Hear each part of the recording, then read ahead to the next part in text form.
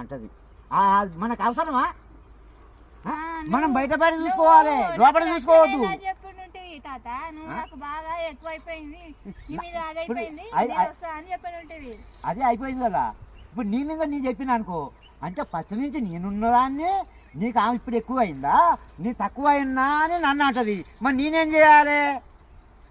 ఏమనంటే నువ్వు అవసరం తప్పితే ఆడుకుంటావు, అట్లంగా వదిలిపెట్టిపోతావు. రేపు నన్ను గుద మీద అంటది. పెట్టేటోడు ఉండడు, తినేటోడు లేడు.